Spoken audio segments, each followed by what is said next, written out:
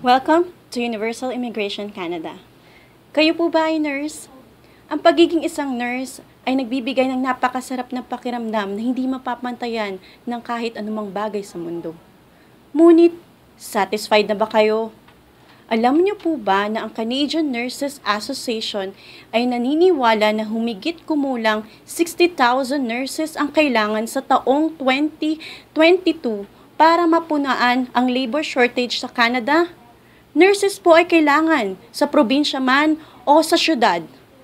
Ang pangangailangan ng propesyon na ito ay napakalaki sa buong Canada at malugod kayong tinatanggap. Put your step forward to moving in Canada, and Canada welcomes you.